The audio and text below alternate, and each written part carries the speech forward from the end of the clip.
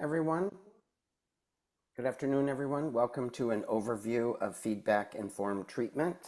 Probably from here on out, each of us will probably just be calling it FIT. Thank you for taking time on a beautiful Friday to join us. My name is Kevin Gallagher. I'm a clinical mental health counselor in Burlington. A few housekeeping things. If you are unmuted, would you please mute yourself? We're going to ask that all questions be submitted in the chat, given that this is a short and fairly packed presentation today. And we will be recording this, and so you're welcome to have your cameras on or off. Although I have to say, I'm a really big fan of being able to see your fabulous faces. It's one of the things I disliked the most during COVID was the amount of empty boxes I felt like I looked at for a year. I have been using feedback-informed treatment for about 20 years, and I can't imagine my practice without it because it really provides me with real-time session-to-session data on how the therapy is going in terms of the client. Are they benefiting enough from the work we're doing, as well as measuring the strength of the alliance. So that being said, let's learn more about feedback-informed treatment and even what those things mean. I'm going to hand things over now to Nancy Silberg. Thank you, Kevin. My name is Nancy Silberg. I'm a psychologist in Burlington, and I've been a FIT provider and trainer for over 10 years. I'm going to give you a brief review of the research findings regarding behavioral health outcomes. And probably the most important thing to know is that psychotherapy does work. We think of effectiveness in terms of effect size, and the average effect size for psychotherapy is 0.8. So what that means is that in a group of people, the one individual who's treated is better off than 80% of the individuals who don't receive treatment. And psychotherapy in the real world results in outcomes that are on par with the outcomes from controlled trials. Another finding is that the outcomes from behavioral health services are equal, if not greater, to those for medical treatment. So an example of this is that the effect size for behavioral health treatment is equal to that of coronary bypass surgery for heart disease. And then lastly, psychotherapy contributes to cost offset.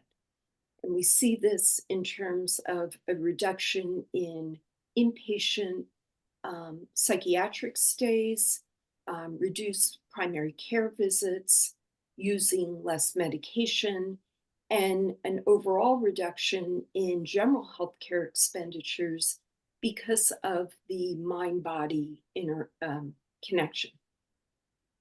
So that's the great news. However, there's some bad news. And the bad news is that our outcomes have not changed since the 1970s, despite having many more treatment modalities at our disposal. Secondly, the dropout rates for psychotherapy are quite high, averaging close to 50%. So what that tells us is that there is room for improvement. Now, I'm going to introduce you to Scott Miller by way of video clip, and Scott co-founded the International Center for Clinical Excellence and developed the feedback-informed treatment approach. And in this clip, he highlights the factors that account for treatment outcomes. And it will give us some idea of where we can direct our attention to improve our outcomes. When you filled out your application for graduate school, most of those had a question. Why do you want to be a psychotherapist? And the answer you weren't supposed to say was actually the true one, and that is you wanted to help people. Certainly, you didn't get into the field for the money. That's never going to be in the cards. Most of us really want to help people. And here's a curious fact. Some of us are better at it than others. In fact, here's what the research says. Differences between therapists consistently account for between 5 and 9% of the variability in treatment outcomes. Now, I know what you might be thinking. You might be thinking, well, 5 to 9%, that's not very much. Well, if you were getting 5 to 9% in your retirement accounts, you would be plenty happy with that. But 5 to 9% has to be seen as a proportion of the total amount of variance that therapy contributes to outcome. What's that figure? 13%. So 5 to 9% of the 13% is actually a huge number. The point is, the most effective ingredient in psychotherapy is you. And as I said, some therapists seem to be better at it than others. This is one of the things that we began to discover when we started measuring outcomes. You'll recall that we couldn't figure out what led some therapies to be more effective than others. So we began to measure. And when we measured, we started to notice that therapists seemed to account for those differences. And those differences persisted even when researchers did things like controlling the amount of experience a therapist had, their age, their gender, the particular theoretical orientation or model that was used, their social skill level, their professional degree, whether they were a PhD, an MD, a master's level person, or a peer professional, the years of experience, even the time spent conducting therapy. When we hold all those variables constant, still some therapists emerge as better than others. Now, I hope you were curious, like I was, wondering what could account for that difference in effect. Because the more experienced therapists, the difference isn't small, it's monumental. The best therapists achieve 50% better outcomes and suffer 50% fewer dropouts than their less effective counterparts. So, what's the difference? If it's not all those variables I mentioned, how is it that some therapists are more effective than others?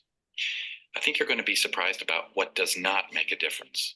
Studies to date show that there is little to no evidence that traditional professional training leads to better outcomes. This is likely to make you angry if you're still paying off your student loans, but that's just the nature of the beast. There's no difference either between professionals, students, and paraprofessionals or peer supports. There's very little evidence that supervision actually improves treatment outcomes. Now, I know what you might be thinking again. How could supervision not lead to better outcomes? I wondered the same thing too. And yet, that's what the data say. Even though therapists say it's the number 2 contributor in terms of importance to their development as a therapist, it just doesn't make a difference in terms of our outcomes.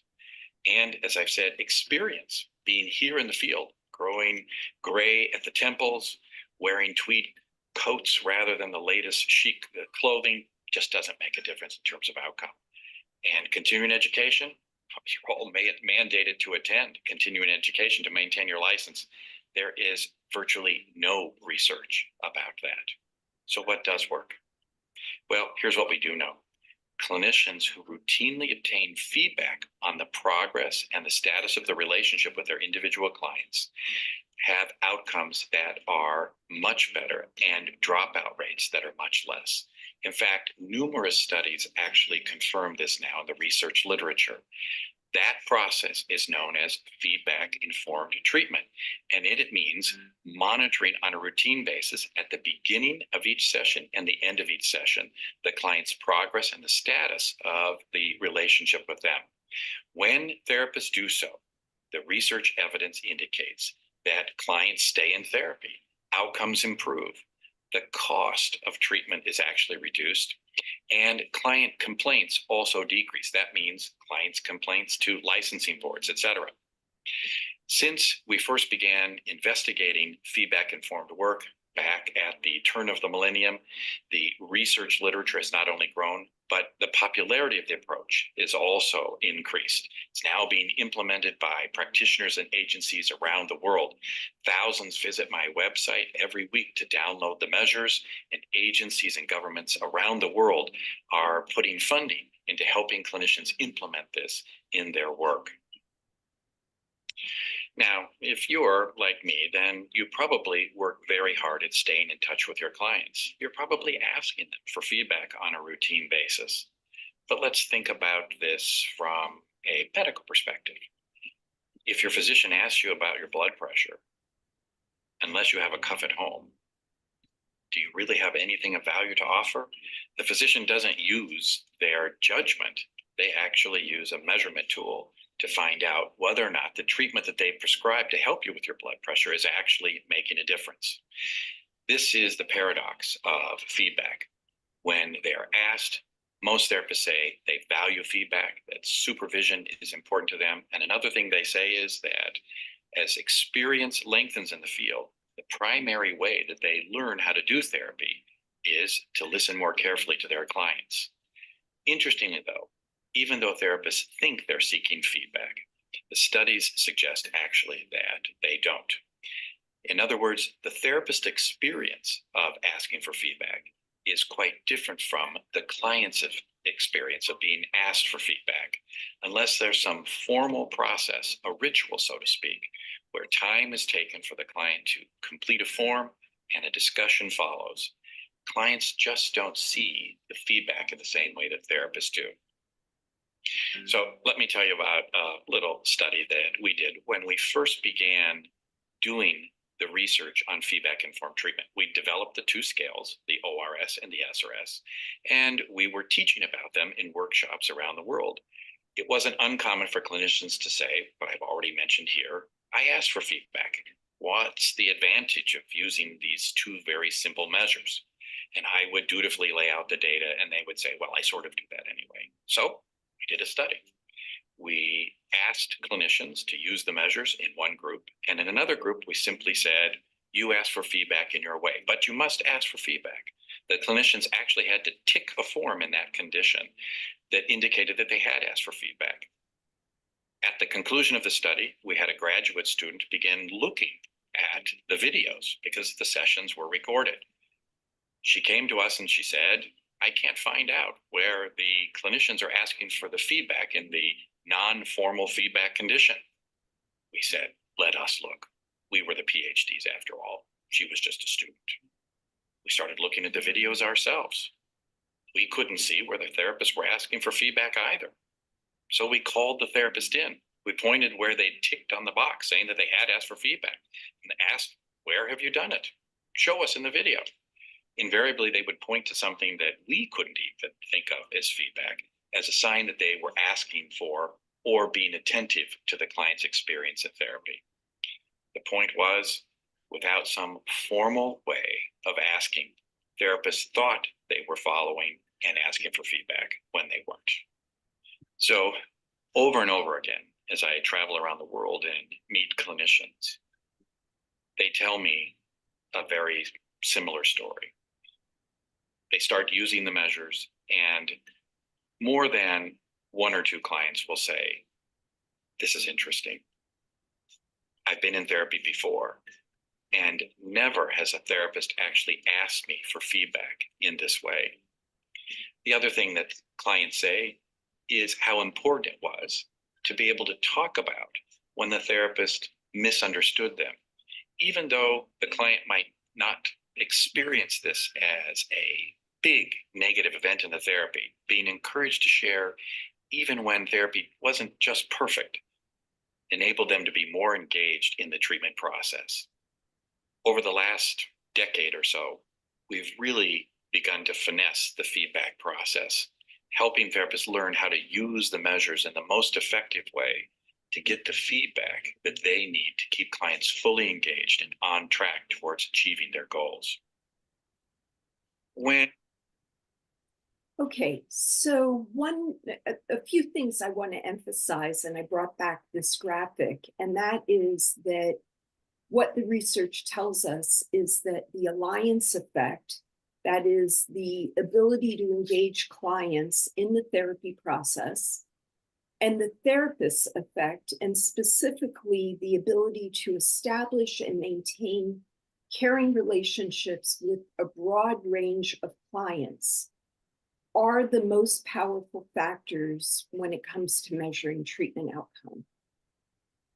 So the question becomes, where does feedback informed treatment fit? And what it does is it provides us with a method for measuring treatment effectiveness. It is a way to routinely and formally get feedback from our clients and use that feedback to make adjustments in the treatment to best meet their needs. FIT is a pan-theoretical model, which means that it can be applied with various disciplines and any treatment modality. And it is empirically sound, and the measures have good validity and reliability. I'm going to turn things over to Heidi Peterson, who's going to give you an example of how the measures are used.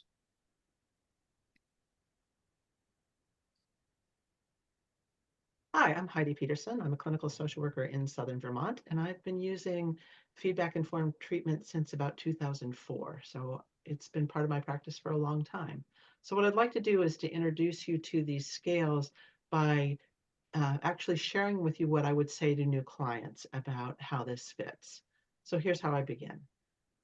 I work a little differently than other therapists, and by that I mean that I use a scale to let me know how you're doing today, and if we decide to work together, how you're doing over time, and whether or not you're getting the improvement that we would hope for.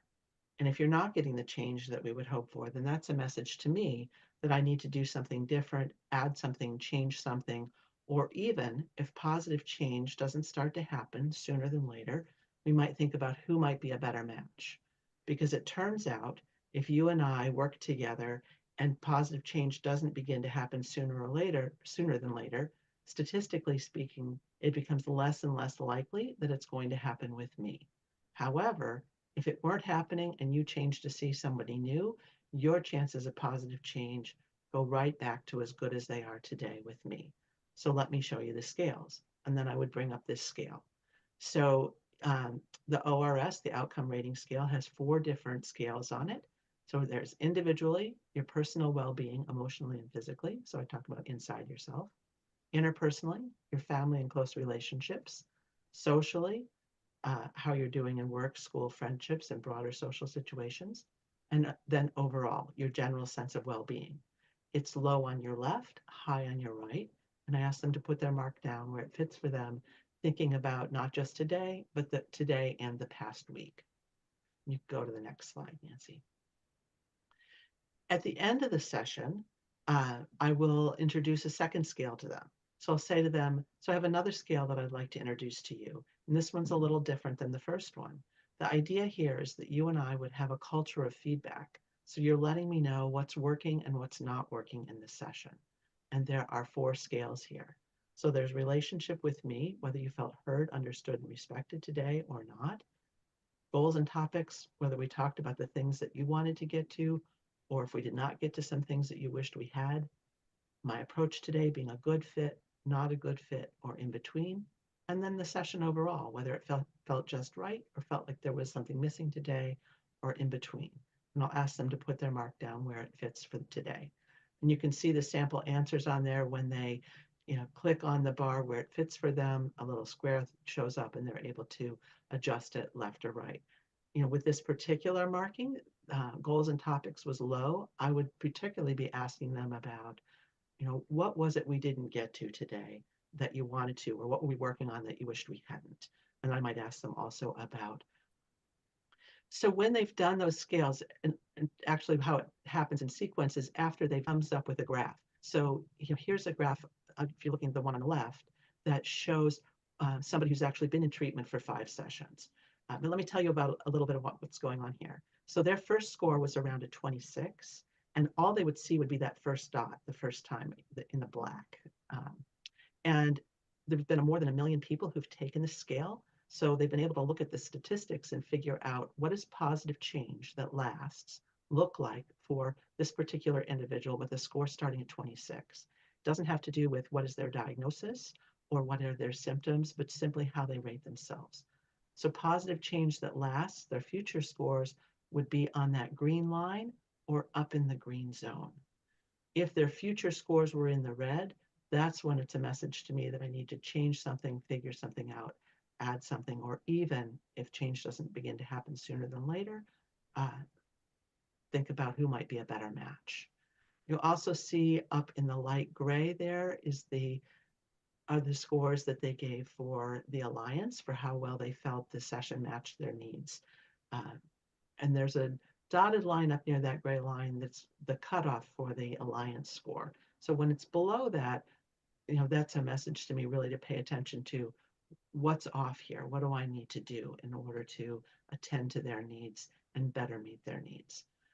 So you see two different charts here. Both of these, the scores are the black line scores, the ORS, are currently in the in the green. So these are both currently successful cases, even though especially the one to the right had started off in the red and took a bit to go up. What we'd be looking for is for these cases both to stabilize in the green. You can go to the next slide. This is a case that's not currently successful. So you can see that the scores are in the red and have moved to the yellow, but it's not yet in the green.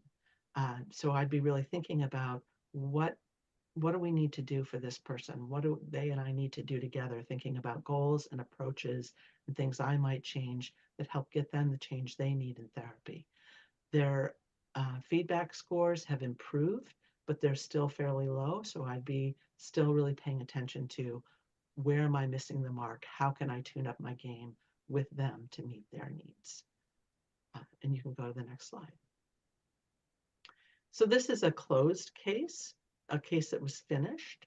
And you can see that although there was some dipping along the way, this stabilized in the green, and the client and I both decided that they had really met their goals. They had achieved what they wanted to in therapy, and that they were doing well. And so at that point, we decided to end the therapy at that time. Certainly, I would welcome them back in the future if there's something that came up. But at this point, we said, okay, you're in good shape. I think that's it. And I'm going to pass this on to Julia Chaffetz, who's going to talk a little bit more about the culture of feedback. Hi, I'm Julia. I'm in private practice in Montpelier, and I've been using FIT for about 7 years. And one thing I've really appreciated about FIT as a clinician is the focus and support around creating a culture of feedback with my clients. So we do a lot of thinking together in consultation group and in the trainings about how to make sure to create a sense with our clients that we really want their input and feedback. There's a little bit of education that has to happen there when people haven't had that experience in the past. And we really encourage clients to help us make decisions about our course and approach in therapy. So in the process, they become really active collaborators in the process of therapy, how we do what we do and where we're going. And we do this by using the measures, of course, but also thinking carefully together about how we introduce the measures and how we customize that to who's sitting in front of us and how we ask about them, and then how we incorporate the feedback that we get into the work as we go forward, and what we see in the data and what we hear from clients about the sessions. It creates a space of a whole lot of learning and a whole lot of, for me as a clinician, or I'd say for us as clinicians, and also a collaboration with clients. So I will pass the floor to Kevin Gallagher and Ryan Stanton to do a little demonstration of our FIT consultation groups.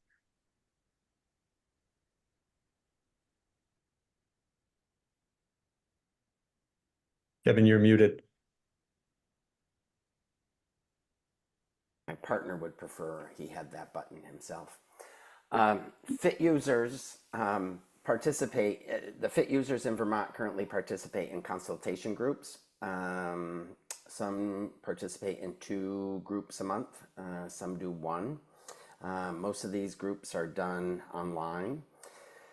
Graphs are submitted, like the ones that Heidi was showing, and there's actually going to be a graph that Ryan and I are going to talk about. But graphs are submitted by participants and discussed as a group in order to get to an understanding of the meaning of the data. But I want to say a little bit, FIT consultation is different than sort of more traditional supervision in that there is little or no clinical information that's shared. This is often really sort of confusing for new FIT users. That's sort of like, well, don't you need to know a lot about the client? And we say, no, we know that you know a lot about the client and that you're the most important person to know all the information for the client. So we just want to understand better how can you interpret the data to better help you with your thinking. So the focus is more on the presenter's understanding of the case and if there is a stuckness that's going on. And the group's job is to help the presenter think about the case differently, as opposed to more traditional supervision, which might be more instructive. You know, you probably need to do this, you should refer for medication, you know, perhaps, you know, you want to try this. It's not as nuts and bolts. So there's a place for sort of more classical or more traditional supervision, but FIT consultation actually looks a little bit different than that. So Ryan and I are actually going to do a role play. This would normally sort of be a larger group, could be 6 or 14. I have one group that has about 14 participants. And normally there'd be a larger group and each person would present a case, but I will play the consultation kind of leader at this point, or the convener. And Ryan's going to be the therapist who's bringing the case before the group. So my first question typically would be, so Ryan, what got you interested in bringing this case to the group today? Well, as you know, Kevin, I'm a little new to FIT, and I've been using it here on this case for the first 5 visits, and I was having some different questions about both the ORS and the SRS lines. Okay. The ORS line, I notice, has gone up a lot in the beginning and then down, and then it sort of seemed to stay in the yellow. And I was trying to understand if that means I'm on track, or what the yellow zone really means. Okay. So if we look at, we know this is an adult because the clinical cutoff for the ORS, which is the dark line, is at 25. If this was a teenager, the clinical cutoff would be 28, and if it was a child, it would be 32. And remember that line, Ryan, as you learned when you started FIT, is sort of like scores above 25. Clients are reporting lower levels of distress, and scores below 25, clients are reporting higher levels of distress. And so this client came in, it looks like at about a 16 or 17. Actually, in 2023, the international average of a first session score was 16. So client is reporting a significant level of distress, not quite, you know, want to jump off the bridge down like a 5. But certainly not, you know, up in the 20s or 30s. That second session that you called improvement, it can sometimes be improvement, and sometimes it can be something that we call a hope bump, meaning the client came in, perhaps it's been a while they've been thinking about going to therapy, and they've tried many things to kind of remedy what's going on. And they come in and they meet you and they adore you. They think you were really helpful, you were a good listener. And so they leave that first session sort of feeling kind of lifted, like, good, I'm finally doing something about this. And that's why we call it a hope bump, because, you know, as good as you are, and I know you're a very good therapist, I doubt that you were that good from one session to the next in creating that kind of change in a person, which is why you see in the third session, the score sort of resettles back down to kind of where it was in the first session. So the client might sort of think they were doing so much better and then worse, and this would be an opportunity for you to say, actually that second score might have just been a hopefulness that you had, and that actually things haven't gone down. We're just sort of kind of where you were when I met you. But then let's talk about the last 3 sessions. You're right, they're in the yellow, you know, and I'll say a little bit more about the yellow in a bit. But that's sort of like they are trending in the right direction. They are slowly sort of moving up toward the clinical cutoff. Eventually, as Heidi said, maybe settling down and stabilizing within the green zone. And that's sort of the three things to know about the color zones. So the red zone is things are not going very well, big surprise. The green zone means that sort of like people are having the stressors that brought them into therapy, even if they're still existing, the client's feeling kind of better about the way they're handling them. The yellow zone, which is called the treatment zone, it's probably more easily explained as the zone of we don't know yet. So scores in the yellow zone indicate it is unclear at this time in treatment whether the client's going to benefit long-term from the work. So it's not a bad place, it's just a place of more uncertainty. Okay, that makes sense. They look so close to the green. So I'm hopeful that we're headed in the right direction. But that's good clarification. Thank you. Yeah, Um, yeah. I've got another question for you, if that's okay. Yeah. So the other line, the SRS, I remember from the training that being above a 36 would indicate a good connection or a positive alliance. I see that we started below that dotted line at the top there around 36, and we stayed below for the first few sessions and are now just barely above. And I wonder what that tells me about our alliance. Yep. Did the client say anything verbally about the first session that sort of might have sort of felt sort of like kind of not what they were expecting or harder or? Well, this is actually another kind of growing edge for me is really trying to ask questions in a way that helps people say what they might need to say. And so they weren't very specific actually. And I wanted to ask you about that too, how I might solicit a little bit more clear and specific feedback during that conversation at the end. Yeah, okay. So the research on the SRS says that sort of like first couple of session scores that might lag a little bit below the clinical cutoff at 36 actually sort of is a positive thing, meaning the jury's out in terms of like how helpful I think this is going to be. I'm still learning about your style.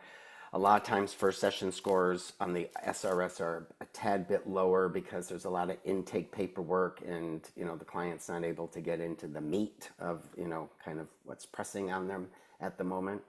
But it does keep trending up a little bit. So I would tell you that in this situation, you seem to be earning your stripes. The client's sort of been kind of like, okay, I'll hang in with him. Okay, good. This is getting a little bit better. Okay, this is getting a little bit better. And then you've been gradually sort of edging up above the clinical cutoff. Some of Scott's research on the SRS is that clients whose beginning SRS scores are lower and their leaving therapy scores are higher tend to have more positive and more sustained gains in therapy than SRS scores that say come in at 40 in the first session, like you're amazing, this is like the best place I've ever been. When clients say that to me, I say sort of like, I know I'm not that good. So scores that come in really high in the beginning and then at the end of treatment are lower, even if they're just lower but still above 36. The outcomes don't seem to be as long lasting for those clients. So this is I would caution you from being concerned or worried about this because it's trending a little like the ORS. It's trending positive to the alliance. For someone to meet you and in 53 minutes sort of think you're the best person they've ever had in their life, if this was a dating situation, we would probably just call that lust or happiness. We wouldn't really call it match made in heaven. And then in terms of your comment about verbal feedback, you are getting feedback from the client by giving them the measures. But eliciting the verbal feedback, I just encourage you to have gentle questions as opposed to like if the SRS score goes down a little bit, to not say sort of like, what didn't work in the session today, or it seems like you didn't get as much out of today as you did last time. That sort of gets the client sometimes wanting to take care of you and to tell you like, no, it was fine, it was fine. So questions like, so the score on goals and topics was just a smidgen lower than it normally is, or it has been. Anything you want to say about that? Anything that felt different? And you might get feedback like, well, I ended up talking about work most of the session because it's been so busy and stressful. But really, I had wanted to talk more about my relationship, but we didn't get to it. And so you're just looking for really small pieces of feedback. Clients that really don't like us don't come back. That's just straight up easy. So the idea of feedback is getting small feedback. And then what you do with that feedback is what really strengthens the alliance. The client who told me they did not like VPR on in my waiting room anymore because they end up having to listen to all this stupid Trump stuff and it stresses them out, and then they aren't concentrating on their session and what they want to talk about. And so the next session I made myself a note before that client came in to turn off VPR. And probably like 3 sessions later, the client, as he was leaving, kind of winked at me and sort of said, "Don't think I didn't notice that you turned off the radio. Thank you." So it's our response and our willingness to hear how the client's feeling about the alliance. Yeah.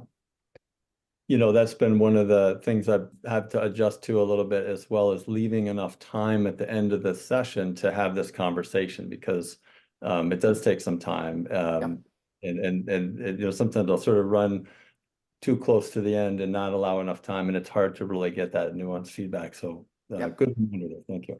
Yeah. And Ryan, that just comes with time. Sort of like, all these years later, I feel like it's somewhat seamless how the measures are woven in to the therapy hour. But when you first get started, it's a little bumpier, and it can kind of feel like bookends. I've got this new thing I have to do at the beginning, and I have this new thing to do at the end, even though they take about 10 seconds each to do. It will get better over time, so trust me on that one. So folks, that's typically sort of what a consultation might look like around a case, with each person participating, bringing a case. We even bring our own cases to the groups because it's trying to think about, is the data giving me some information that could help me improve my effectiveness or help me understand the client's experience of the therapy. So I'm going to pass it on. Thank you, Ryan. I'm going to pass it on to Ryan, who's going to say a little bit about the sequence. No, not me. Or resources. Okay. Great. So I'm Ryan Stanton, and I'm a clinical social worker in private practice in Montpelier, and I've been using FIT for about 5 years and participating in the consultation groups for 2.5 or 3. So some additional resources if you're interested in learning more about FIT and reading up. Folks have mentioned the International Center for Clinical Excellence, which it's a great website that you can check out and learn about training opportunities, FIT tools and licensing. Scott writes articles regularly that he calls top performance blog articles, which are really interesting on all sorts of FIT related topics.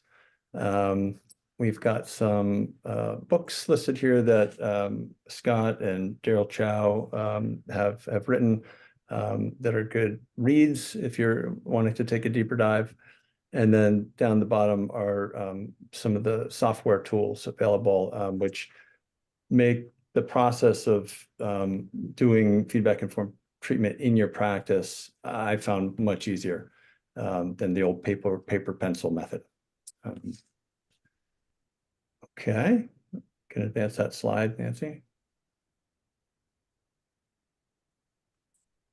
Okay, so you've heard some information about feedback-informed treatment today, and we were wanting to leave a little bit of time at the end here for any questions that you may have about any of the material presented. We will speak at the end a little bit about next steps, should you want to pursue FIT work further.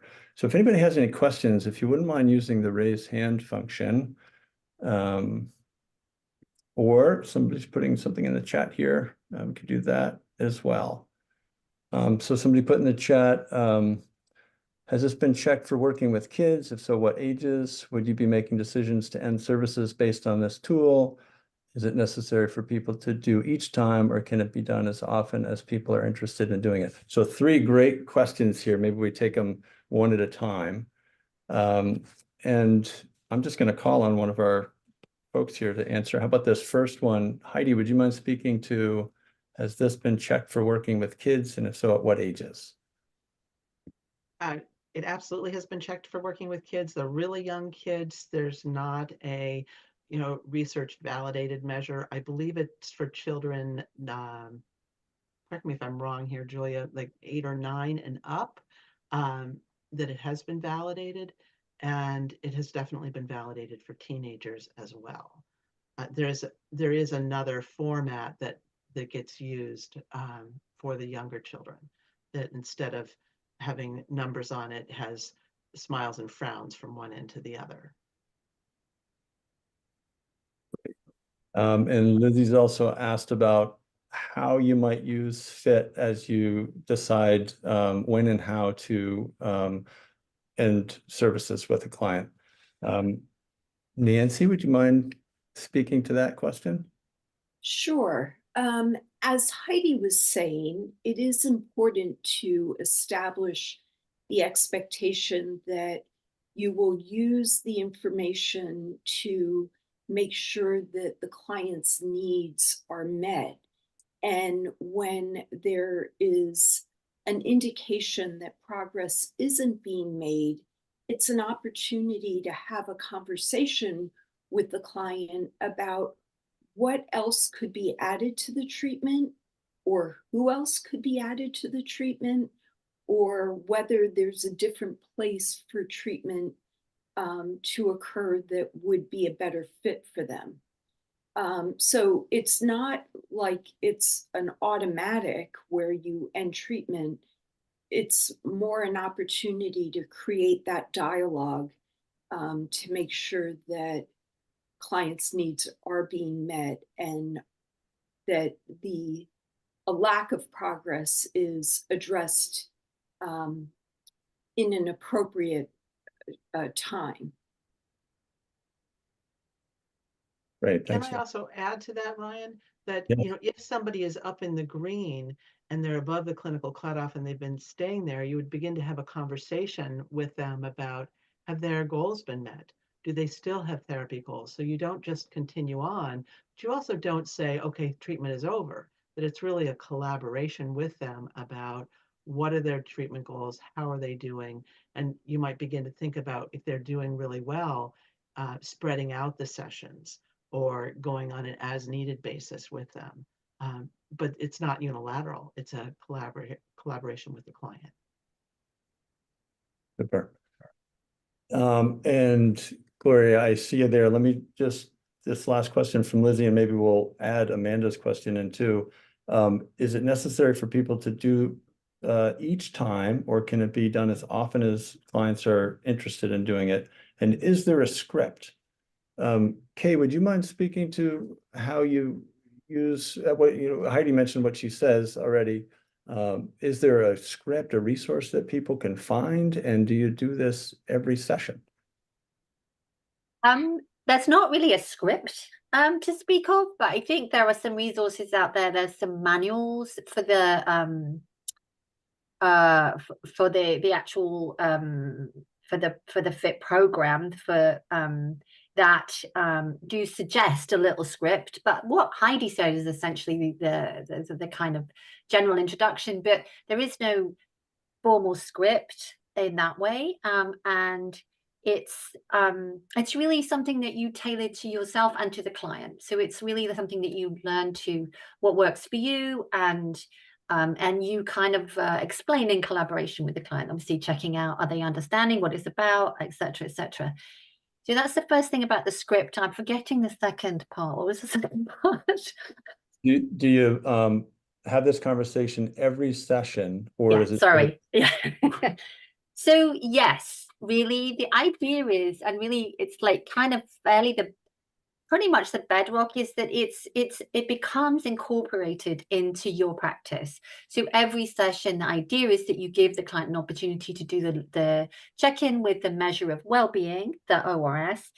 So you have some idea about where they're at, and then at the end of the session you give that opportunity for feedback. Now that can be very quick, if everything's going well, there's nothing particularly to talk about, it's great. But if you do it regularly, or as in routinely each session, then it becomes part of that culture of feedback and that part of that routine measuring of outcomes. So yeah, I would say if you're going to do it, you try to do it every single time. Obviously, there are practical things that sometimes intervene, but other than that, I think that should be the intention, to make it a routine part of practice. Okay, great. Gloria, what question do you have? Sure. I just have some practical questions related to the graphs that you showed us. The red negative expectation line, if you can explain that, and then the green positive expectation line. And then the other question I have is, what do the numbers on the x-axis mean? Because when you showed us the scale, there were no numbers.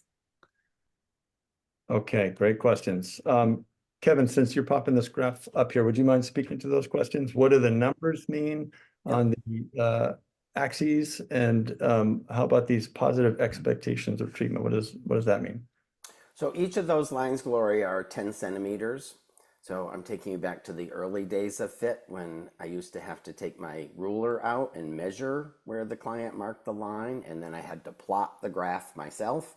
I loved that technology, took care of all of that for me.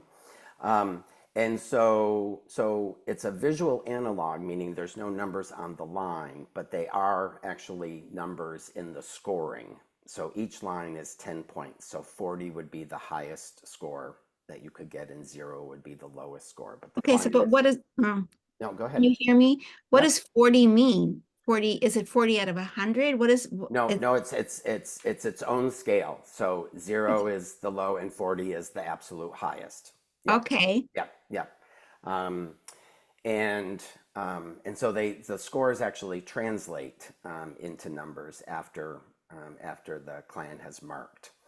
The green line and the red line, the green line is the positive expected treatment response. So algorithmically, the millions of cases, completed cases that have been done worldwide, it sort of gives you a sense of this, given this client's first session score, this is likely what their trajectory of change is going to look like over time. Okay. So in this case in particular, change would more likely occur up front and then sort of level out and be more gradual. I had a client this morning whose green line showed very little change in the beginning, and so in my mind I was thinking, this is a client for whom change is going to be much slower. And when I said that to him, it was a new client, he said, well, it's funny that you say that, because the things I'm coming to therapy for I've had my whole life. And I said, it doesn't mean things won't get better, but don't be upset if you're not cured in 2 sessions. And he sort of laughed. The red line is sort of the opposite of that, which is sort of like, the negative experience of therapy would be sort of like straight across, meaning in this particular case, because these lines look different in for every client, that's sort of like scores that dip below the red line at that particular point in time, it would signal that the client is not likely to improve. It doesn't mean they won't, it just means at that particular time, they're not likely to improve. Just like the yellow means at this particular time, it's unclear whether the client will experience gains or not. Okay. Can I just add something to clarify about the 40? Each of the 4 lines on the surveys are worth 10 points. And so a 40 would be they scored 10 on all 4 of the lines. So could you go back to the original scales that you Yep. showed us, that you show the clients? So I can't go from here to numbers like 0 to 40.